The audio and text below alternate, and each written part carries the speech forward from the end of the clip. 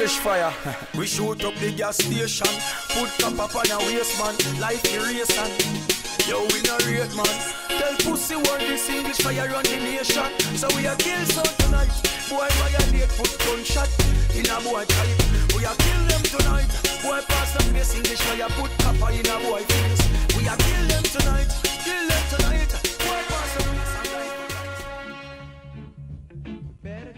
I come from a reggae-based family. My grandfather owned a record shop. My great uncle, cousins were all in the music industry. My line, my bloodline, we're related to Alton Ellis. So that's where the musical journey starts.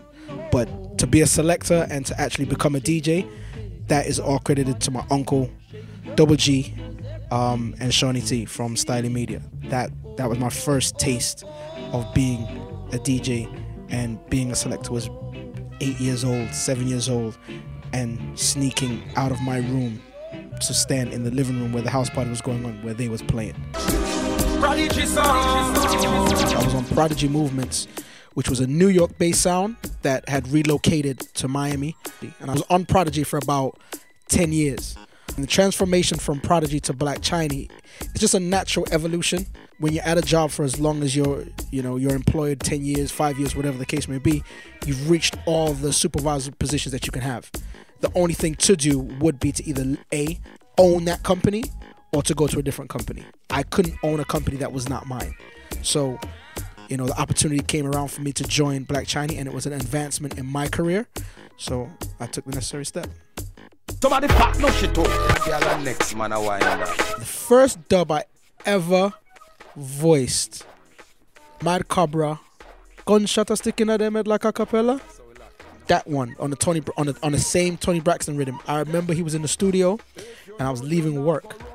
I had a regular 9-to-5 job like everybody. I was leaving work. It was payday, and they was like, Cobra's in the studio. My paycheck was $585.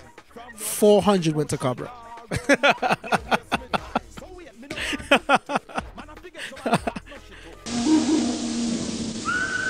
I hear this. King Eddie's versus Bass Odyssey, 1996, in Miami, at My High Temple. My favorite MC of all time is Tony Mataran, and my favorite sound of all time is King Eddie's. So actually getting to see that clash was a great moment for me. I've never seen that type of reaction from a crowd to a sound ever in my entire life.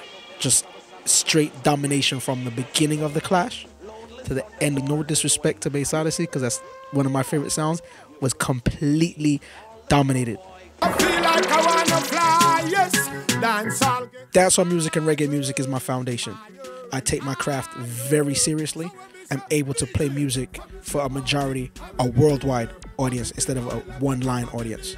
I can go into a roots reggae and play in there, and then leave that club, and the next day play for a 100% dancehall crowd, leave that and go play for a soca crowd, leave that and go play for a hip-hop crowd, all in one weekend, and do well in each event.